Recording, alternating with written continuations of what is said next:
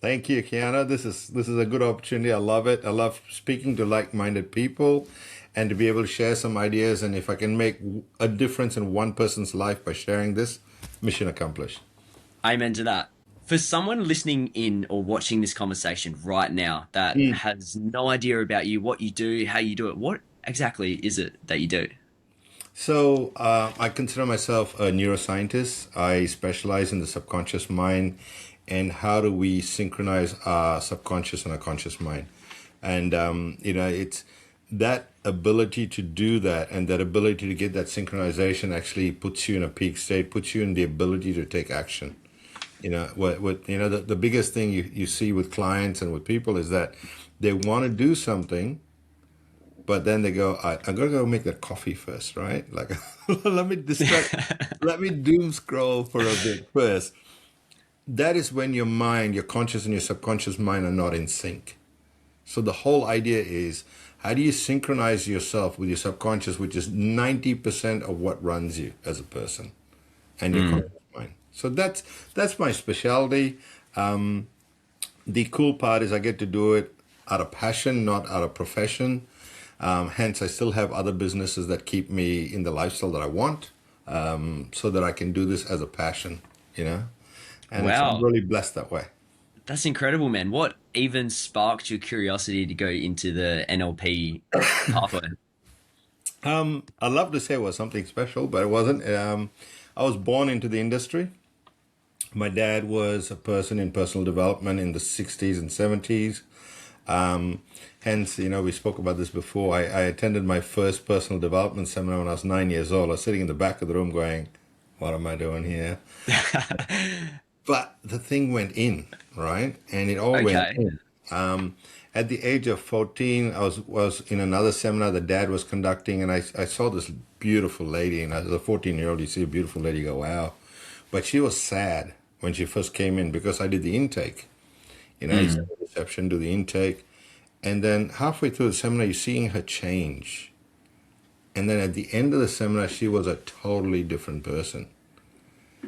And I'm like, that really floored me as a person. Like, if I can make a person happy in 3 days, that really, really caught my eye and really went to the core of me. So that started me on the journey. And then I went through a tough time because even though dad was in personal development, I think he left the personal development at work, not at home. So we went through a really Mm. bad divorce. He kicked us out. We went to India. We came back, and I saw this movie called Karate Kid. And in that movie, there was Mr. Miyagi. And this sounds corny, but it for me it was really deep for me in that point that I'm looking at this kid in this movie. I'm 15. That kid's around 15, and he has this guy that comes and saves him, comes and guides him, and comes and elevates him to something else, right? Mm. And my Mr. Miyagi never turned up. So I decided then and there that I have to become the Mr. Miyagi in other people's lives. Did not know how or why or when, but it was a core belief. So I've always been that person that has to help somebody get to another level. And that started me on that journey, you know? Wow. Yeah. So I know it sounds a bit corny, but at the end of the day, the reality of it is when somebody makes such an impact in your life, and movies have made a massive impact in my life, Mm. that got me on that journey.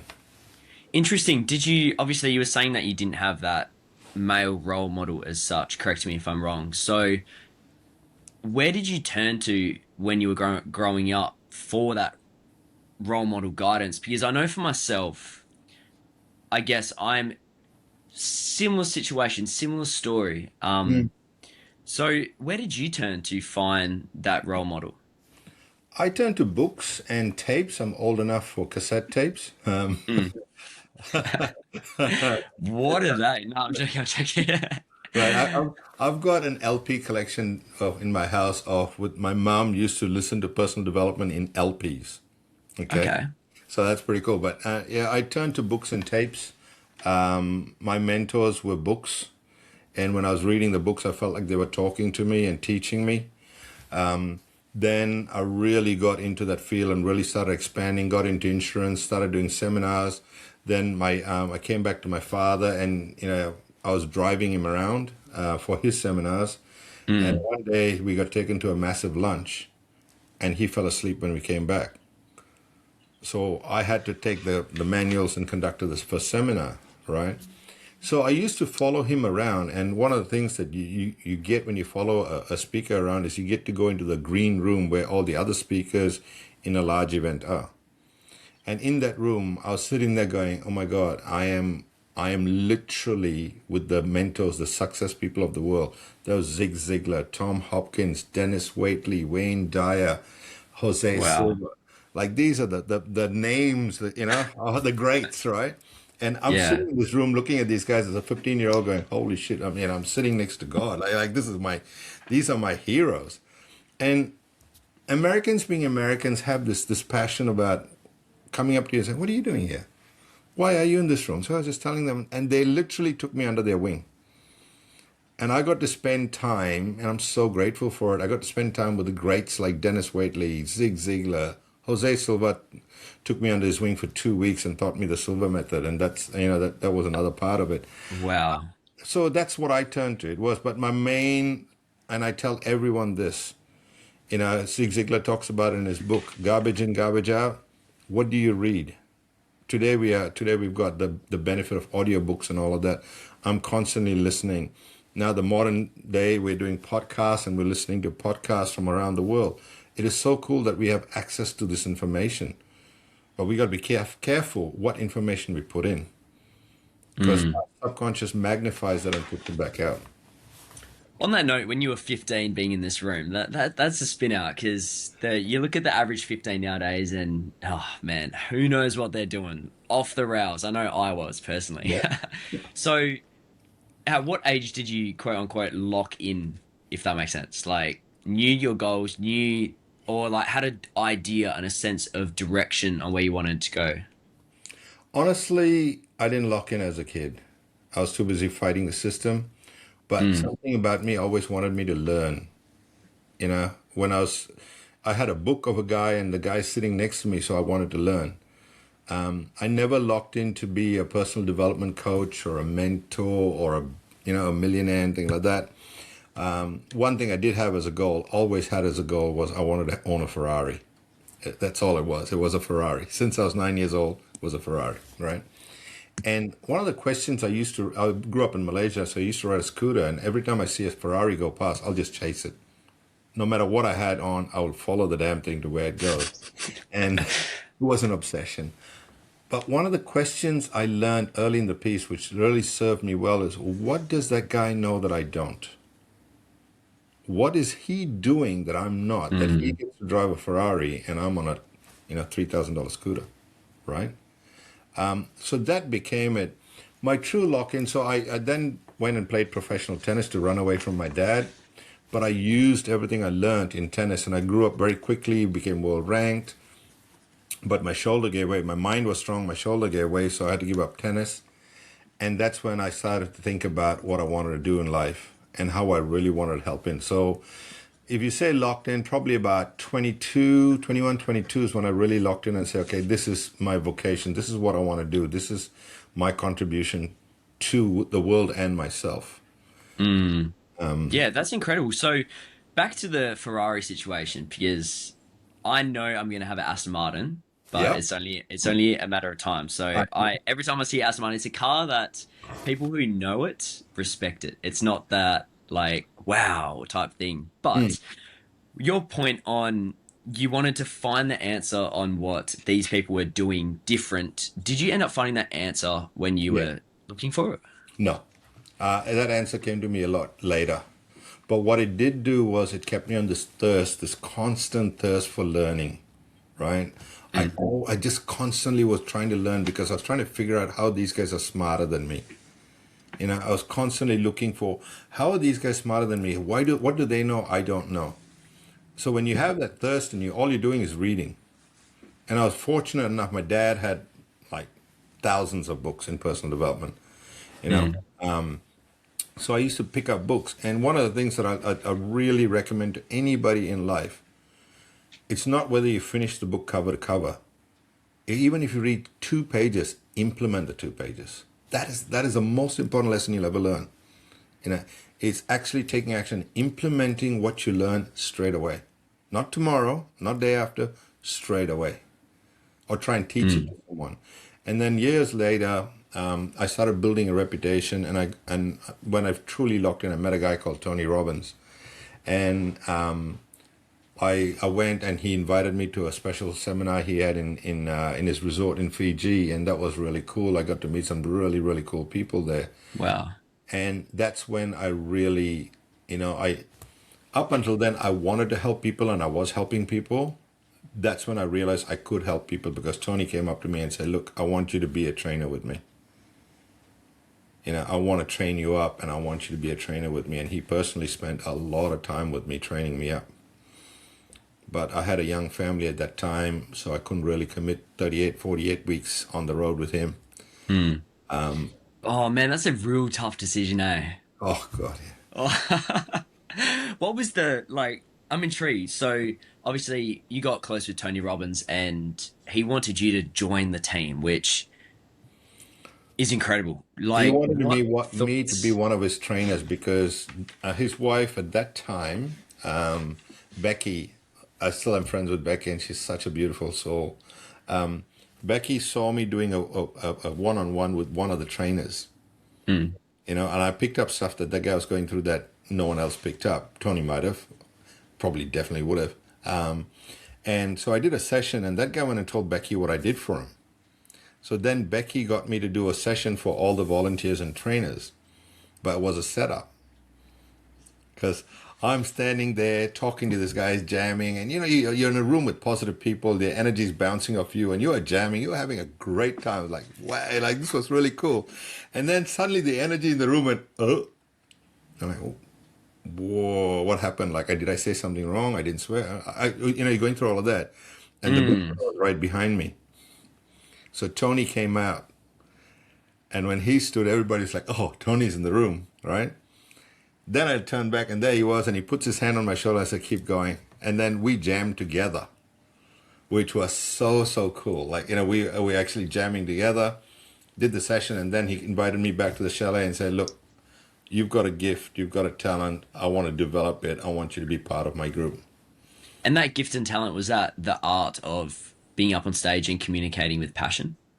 I think that was part of it. I see more in people than the average person does. I say that to a lot of people. I read people for a living, right? I can see in an audience. I can see, when I'm on in the zone and I'm conducting my workshops or one-on-one. I get to see a lot more about a person than they get to put out in body Mm. language, in language patterns, in their eyes, in their movement. And I say, okay, what happened to you at 14? What happened to you at 15? What happened to you at 21?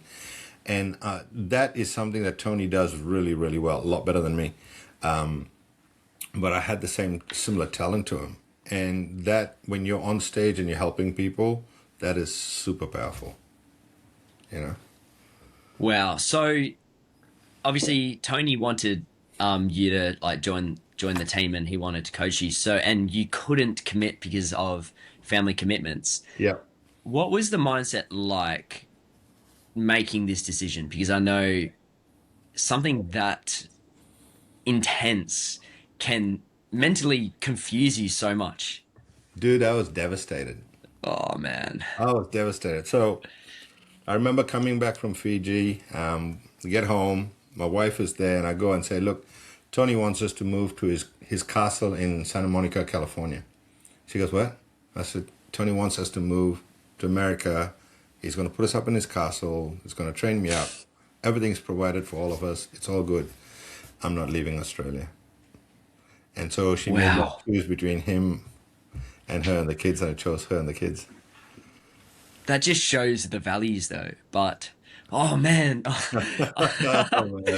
I feel the like the oh man, that's a hard decision. I It mean, was tough. was it? It was tough. So God, it was tough. I if you was could devastated for months. if you could relive that time, would you have still made the same decision? Yeah, Yeah, that's really good. That's yeah, good. because kids, you got to invest in them. Mm. And me living in America, abandoning them for a career is not the example I wanted to set. No way. Amen. You Amen know, to that. that's not the Mr. Miyagi that I wanted to be. You know what I mean? So Still no, having that in the back of your mind. Man, yeah, that's incredible. yeah.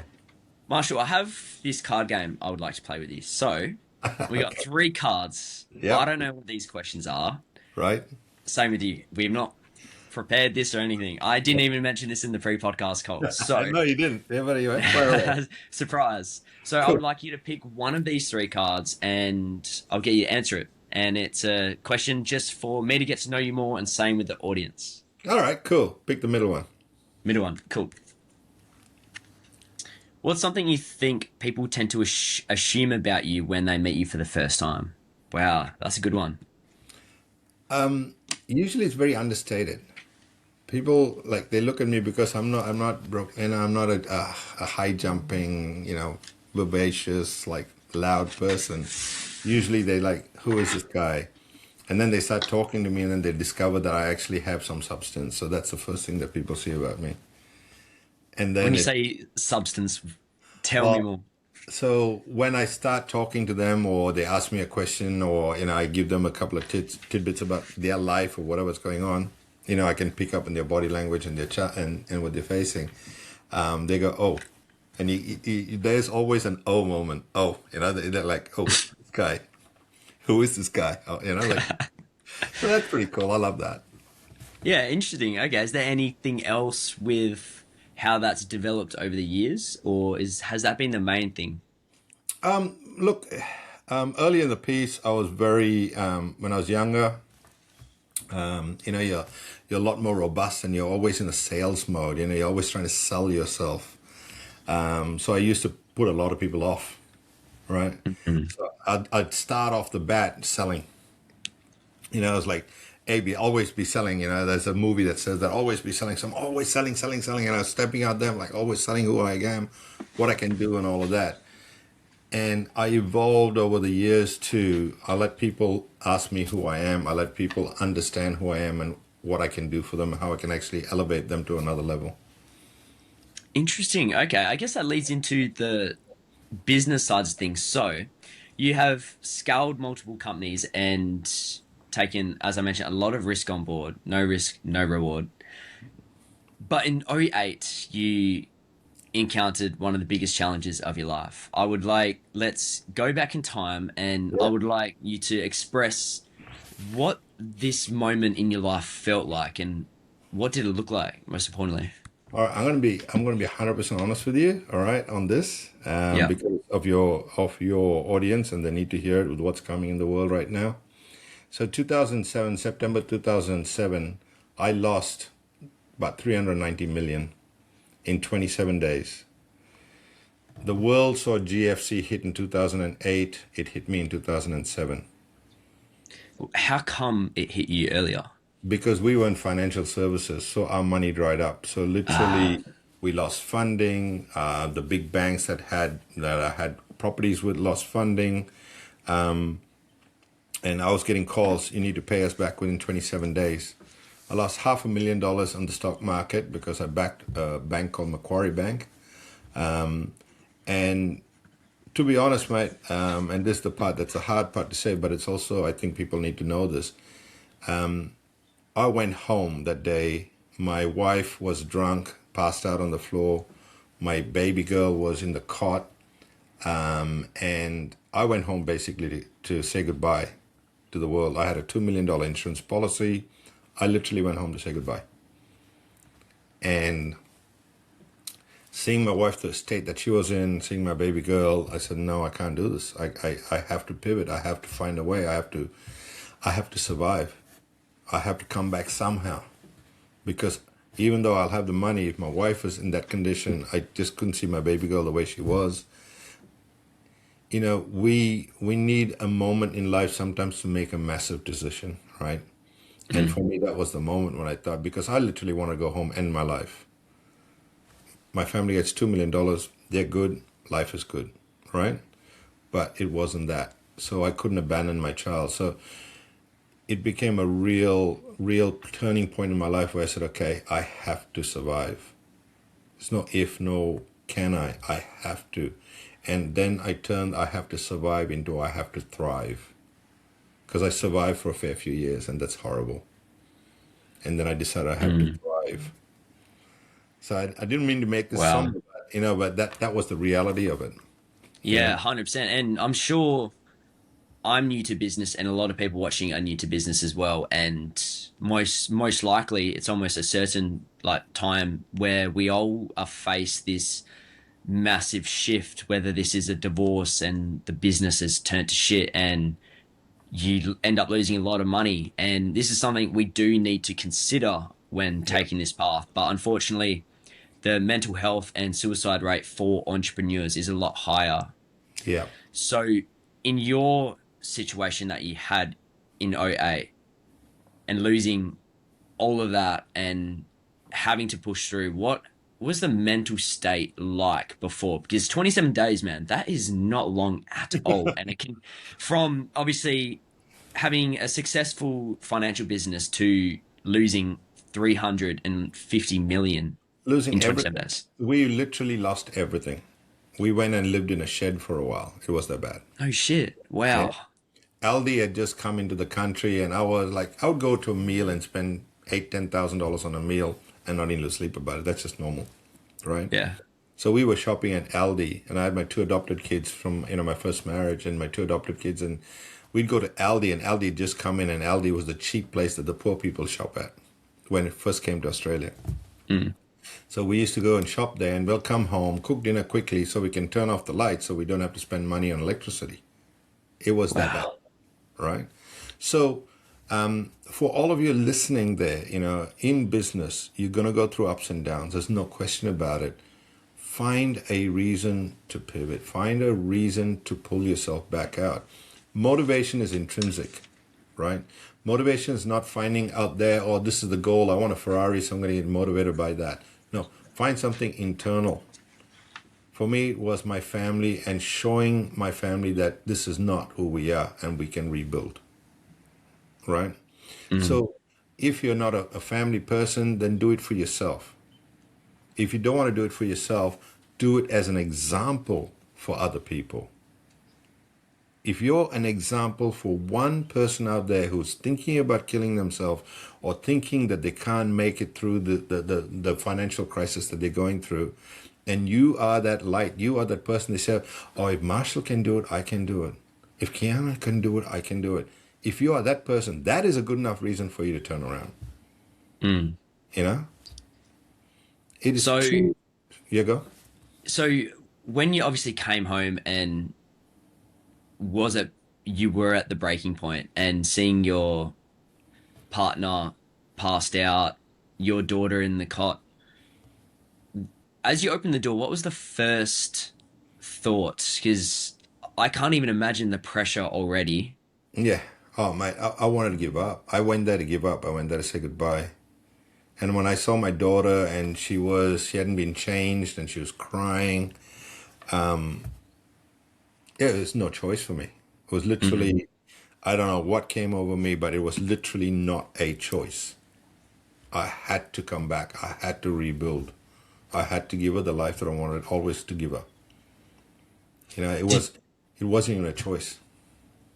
did you have a support system there for you when all this was happening, or was it kind of you felt alone? Very alone. Very alone, very embarrassed. Because before that happened, I was part of the A list in Brisbane, part of the A list in Sydney. I had some pretty wealthy people that I used to spend a lot of time with. Mm. And then all of a sudden, when your money dries up, you find out who your true friends are. And yeah, and I still catch up high by with a couple of the top people that I used to know then, but my core friends were my core friends. But I also, the more I talk about a problem, the more you get depressed by it. Mm. So I decided that, yeah, okay, I'll talk about it to one or two people. I'll only share my goals to one or two people. But the reality of it is, I need a push. I just need to keep on going and keep on going. And, I say movies make a big difference in my life. One of my core other movies is Rocky. And I can Yes. tell you, I will not be here if not for Rocky. Oh shit! Wow. Yeah, I will not be here because, I literally started imagining myself of Rocky taking the hits, and then he keeps coming back, takes a hit, and he keeps coming back. Gets knocked down, he keeps coming back, and that was my motivation. And it got to a point where I got so angry at the world. I said, "Give me your best shot. What else can you throw at me? Come on, bring it on, because I Mm. want to prove that you're not going to take me down." Amen to that, man. You know. Congratulations. So Thank you. the we're at the bottom at the moment. So I'm like, imagine this on a timeline. So how did you file your company for bankruptcy? Like, did the insurance cover something, or like, how did you rebuild essentially We went from 56 staff to 8 in 27 days? in 27 days. Holy shit! Yeah, that was tough. That was tough. Letting that many staff go, and then it was. I used to have an advisory board, and the advisory board member, the chairman of the board, came up to me and said, "Yo, you're done. You're insolvent. You're done." I said, "You're fired. Get out." So I just said, "You're an advisory board member, dude. If you can't see me, you don't have belief in me. Get out. You're out." Was he advising like you should close up the business, Yeah, he asked me to file for bankruptcy. and you said, "No, fuck that." No, you're not doing it. And the more that What? he came at me, the better it was because the more he came at me, he's, "I'm gonna fucking prove you wrong. Get out. You're fired." And he goes, "Oh, I'm going to report you." I said, "Go do your best. Like, go do your best." I had 3 other advisory board members.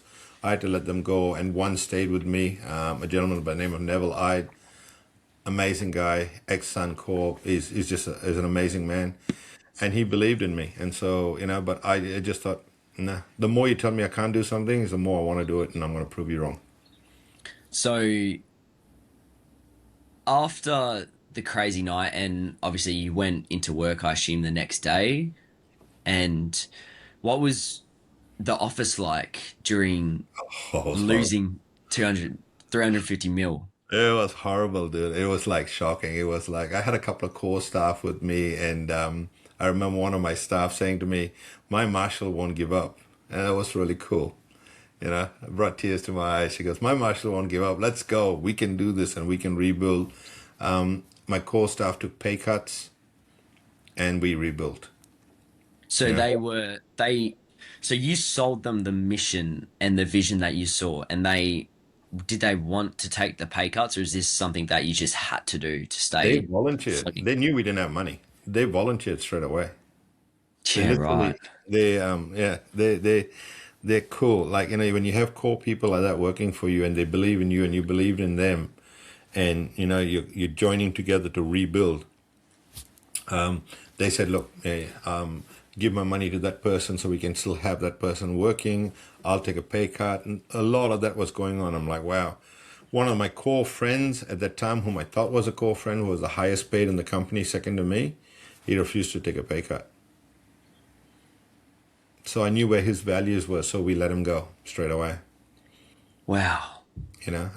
Where he was one of my closest friends, and but when your values come out that way, sometimes you got to make tough decisions. You know, Exactly. So with building this business up and obviously having such a strong network, how come you just couldn't turn to, for example, like Tony Robbins and be like, man, like I need investment. I can sell you like, I don't know, shares in the company. Like and how nothing, come? brother, nothing to sell. Oh, yeah, true. I had nothing to sell, and I was too embarrassed to ask for help.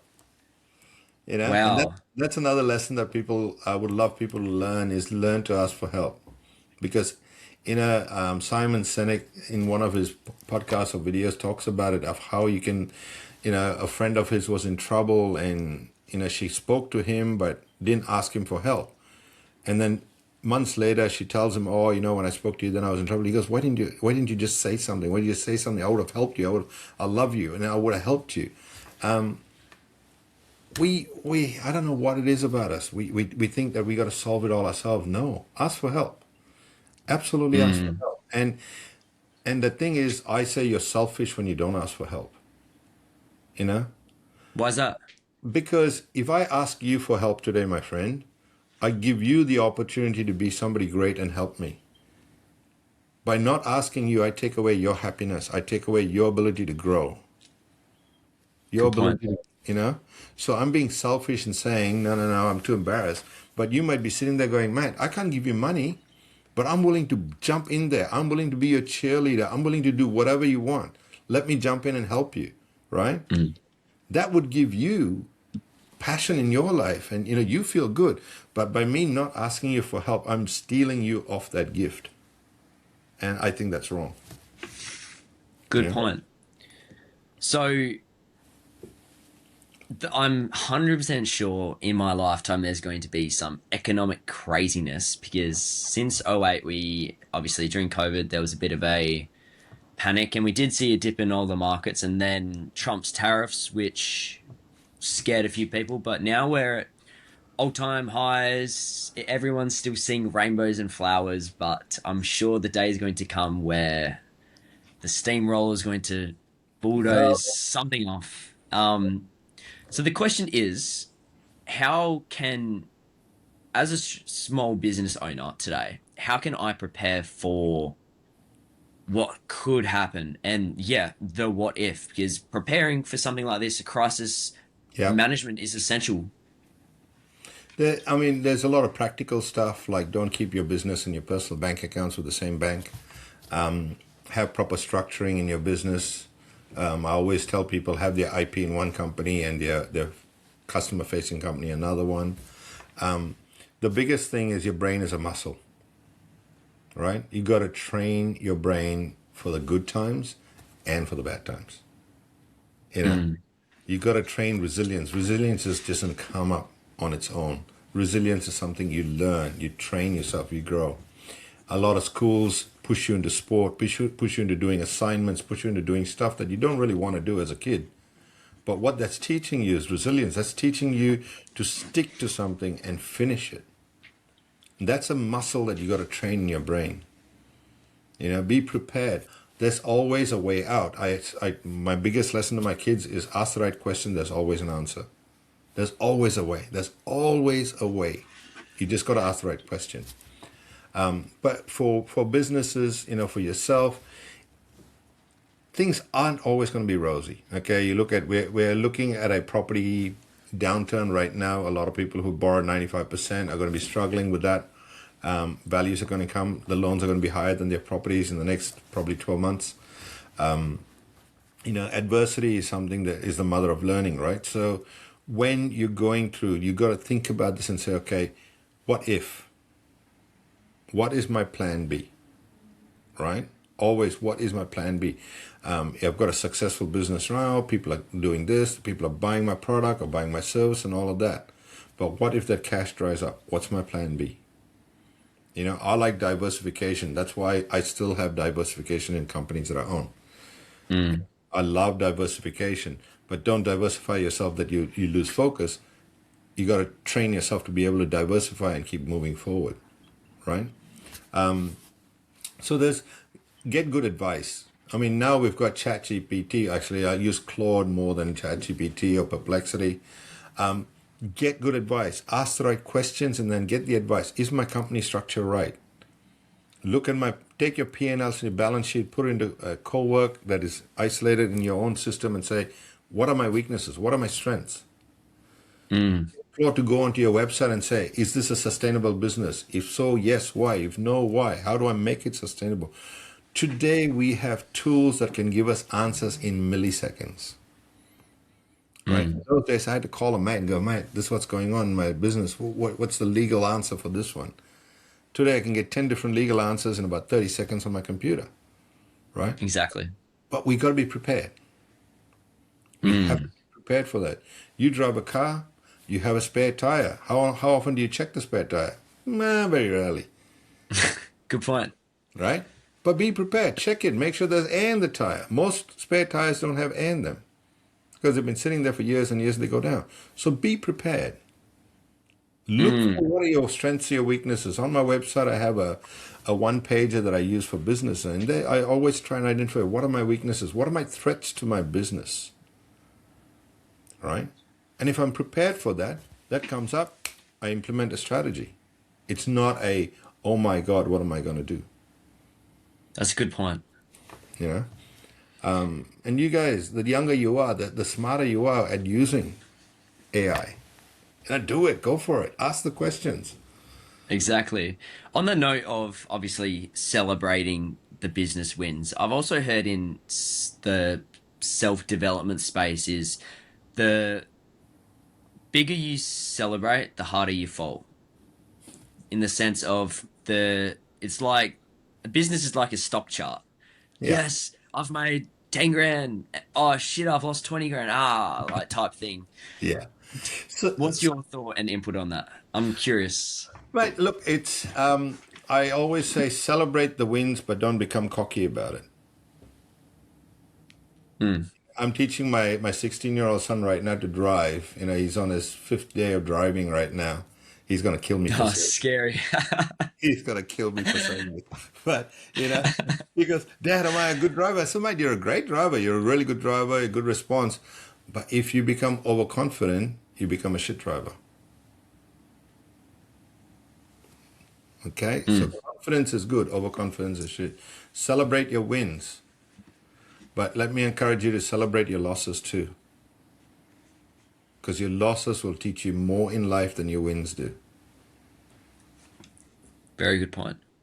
You learn more from your losses at any one time than you do from your wins. Because sometimes you might get lucky. Sometimes you might choose the right business. You might choose the right opportunity, or you just spoke to the right person by accident, and suddenly your business goes up like that. Right? And then you go, "Ooh, look at me. Look at how great I am." You don't learn much from that. But as soon as that turns and you come back down and you're down there, that's when you learn. That's when you really understand who you are, what your business, how capable are you, and how capable is your business. I love that point. So, for example, a few months ago, I was struggling with cash flow in the business. I've solved that. I've solved that problem now because I've implemented a CRM. So, how can I? This is going to sound so dumb. How can I actively seek out? I want to say failure to become stronger without obviously fail Really? Yeah. without I feel like that word's misused because it's obviously first attempt in learning. It has a wrong negative meaning, but it's a positive Absolutely. meaning. But It's a very bad. that's my view. Yeah. So, Yeah. first of all, that's a good question. I like the question because when you're doing well, how do you look for the loopholes? How do you look for the parts where your weaknesses are? Talk to people like myself. Talk to other people who are in business. Okay, not mentors. Unfortunately, our industry has got anybody can do a weekend course and they've read a book or done an online seminar and they're a mentor and they're a business. Speak to people who are in business. I guarantee you, especially in Australia, America, and most countries in the world, you go up to a successful person and say, "Hey, can I please buy you lunch?" And start that way. Can I please buy you lunch because I want to learn from you so that I don't make the mistakes in my business? You know what the coolest part about it is? 95 to 99% of the time, they will take you out to lunch. They will pay for your lunch. And you will get invaluable lessons for free. There's a guy, his name is Tom Potter. He started Eagle Boys in Australia. And I used to door knock and try and get business in sales in a product called Success Motivation Institute. And I door knocked Eagle Boys, and I'm like, I got to do something different here because my last 10 door knocks did not work. Right? So I go to the reception. I said, "Is your CEO here?" Because there was an article on the table of Tom Potter just winning an award, and he was young business, blah, blah, blah, going to Harvard Business School for an EMBA. So I'm like, "Is your CEO around? Because I'd like to interview him for a book." I wasn't writing a book. And Smart man. and she goes, "Yeah, I'll go ask him." So she goes in, asks Tom. Tom comes out, and he goes, "I say, look, I'm writing a book on entrepreneurs and success, and you're a successful entrepreneur. You've built Eagle Boys. You're going to America. We got to remember the article on the table. And he says, "Oh yeah, come on in." So I went in, had a good chat with him, and he was telling me about the Wow. principle, how he built it. He's talking to me about guerrilla marketing, and Tom was one of the founders of guerrilla marketing in Australia. I don't know whether you remember or not. He used to have that. Yeah, he used to have an eagle with a board on the side of the road and the pizza sign on it. Yeah, and he sold since then, but I had made a good amount of money out of it. But Tom did that, and then the coolest part was Tom said, "Oh, are you hungry?" I'm like, "Oh yeah, definitely hungry." So he took me out to lunch and spent another 2 hours with me. Wow. Till today, I'm good friends with Tom. We've played golf on a fair few times, and it was just that one thing of asking that question, and ask it of somebody who has done it. Ask it of somebody in your field who's successful. Everyone I know of would love to share and help. Mm. There hasn't been a person I've come across. If I say, "Hey, can you help me?" I would just can I just buy you a coffee? I just want to learn from you. I got my hair cut a couple of days ago, and I'm sitting there, and there's another guy in the chair talking to the hairdresser, and the same thing. He's telling her about tax and superannuation. Half of it was a bit wrong, but anyway. Uh, but he's spreading the word of how to run a business, right? He's a Yeah. plumbing business. So we as human beings love to help. So Absolutely, Marshall. And I feel like that really comes out in your values too. Like your mission to be the Mr. Miyagi in someone's life. And that's, Marshall, you're a good man, man. And I'm thanks, like brother. so happy that we got connected in Yeah, same. through podcasting. And I'm super excited to build potentially something together somewhere down the line. Who knows? But Absolutely. to summarize this value driven conversation, at the start you mentioned you just want to help one person. So what message do you want to give to that one person that's watching? You deserve to be successful. Every single one of us deserves to be successful. I don't care where you were born. I don't care who your parents are, what environment you're in, whether you're abused, not abused, whether you had education, not educated. Irrelevant. As a human being, as top of the food chain, you deserve to be successful. It's in your hands. You can do it. And what does that look like or feel like? Whatever the person wants, whatever the person deems as success for them, right? For some people, Mm. success is having a great family. For some people, it's driving a Ferrari or an Aston Martin or having a $20 million company, having a $100 million company, whatever it may be, whatever success means to you. And if you really want to, this is an exercise I do with people. I'm happy to share with you guys. Mm. When you want to find out what you really want in life, ask yourself the question 10 times. What do I really want in life? You'll get the first answers. Then ask it again. Then you get the same sort of answers. Ask it again. Then ask it again. Then you add nothing. What do I really want in life? And then it changes. And then you see yourself evolving. Your subconscious is getting involved. And a lot more of the truth comes out. It is so Mm. powerful. It's crazy, dude. It's really, really powerful. You know, if I can give all of you a gift today, this is something I do every morning. I come down, I put my coffee machine on, I put the dogs outside to do their business, and I sit at the front door, open the door, and I meditate. Not like, kumbaya, my Lord type of stuff. Just simple. I close my eyes, go into my levels. Three things that I'm grateful for. Start your day with an attitude of gratitude. What are three things I'm grateful for? My first thing is usually my kids. I love my kids. I'm glad I have in a good relationship with them most of the time. Sometimes not so good. They're teenagers. Yeah. You guys can be a bit painful. Yeah. But I always talk about three things I'm grateful for, right? And then I go three of my stuff that is non-negotiables. I got the non-negotiables for the day. What are my three non-negotiables that I have to do? No matter what, I have to do it. Commit to it, right? And then I write down my 12 goals for the year every day. I have a book and I write down my 12 goals for the year every single day. They might not be the same wording, but you see them evolving as you go. It gets more and more clearer and Mm. clearer and clearer. Now, it's a commitment. It's a commitment to yourself. It's a commitment to your success and for you to achieve and be the best that you can be. That's my gift to you all. It works wonders in my life. I hope it does the same for you. Amen.